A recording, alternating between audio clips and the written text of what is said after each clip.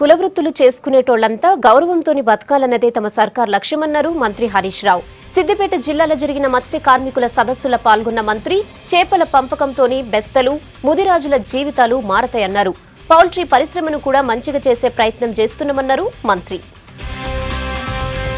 వీలైనంత ఎక్కువ మంది బతకాలన్నదే ప్రభుత్వం యొక్క ఉద్దేశం తప్ప వేరే ఉద్దేశం లేదు. అందరికీ లాభం జరగాలి, సంపద అందరికీ పంచాలి. మన ముదిరాజుల్లో మన బెస్తోన్లలో ఉండే పేదవాళ్లకు ఎక్కువ మందికి సహాయం జరగాలన్నది మన కేసీఆర్ గారి ఆలోచన. ప్రతి హెక్టార్కు ఏదైతే మనం అనుకున్నామో దాన్ని ఆ పద్ధతి ప్రకారంగా అవకాశం ఉన్నటువంటి చోట, ఏరియా ఉన్నటువంటి చోట చాలా ఎక్కువ మందికి కూడా మీరు సభ్యత్వం ఇచ్చి ఈ లబ్ధి ఎక్కువ మందికి జరగాలి. 10 కోట్లు వచ్చినప్పుడు ఎంతమంది ఉన్నారో 1000 కోట్లు వస్తే కూడా అంతమంది ఉండదు కదా.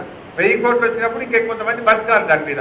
మన పిల్లలు వచ్చిండ్రు, పాపం చాలా మంది దాని మీద జీవించే కుటుంబాలు ఉన్నాయి. వాళ్ళందరికీ కూడా లాభం జరిగితే ప్రభుత్వం యొక్క ఉద్దేశం సఫలీకృతం అవుతుంది కనుక దాని మీద ప్రత్యేకంగా మా ఏడీ ఫిషరీస్ కూడా దృష్టి పెట్టాలని చెప్పి నేను కోరుతా ఉన్నాను. మార్కెటింగ్ సౌకర్యం పెంచుదాం, ఎక్స్పోర్ట్స్ కూడా పెంచుదాం. మీరేమైతుందంటే బయట వాళ్ళకి అమ్ముకోవడం వల్ల మీకు రావాల్సిన లాభం మీకు వస్తలేదు. మీరు ఏడాదంతా కష్టపడ్డది ఒక ఎత్తు అవుతున్నది, వాడు ఒక 15 రోజుల్లో మీకంటే ఎక్కువ సంపాదిస్తాం. అందువల్ల మీకు ఆ పాండి కావాలి, అవునా? అవి కూడా మీకు సబ్సిడీ మీద సరఫరా చేస్తాం. ఆ పాండీలు కూడా మీకు అవి ఉంటే ఏమైతుంది, మీరే పట్టుకొని మీరే లోడ్ చేసి అమ్మాలి. కలకత్తాకి మనం పంపాలి, హైదరాబాద్కి మనం తీసుకుపోవాలి. మన మాల్ మనం అమ్మగలిగితే మీకు ఇంకా ఎక్కువ లాభం మీ సొసైటీ.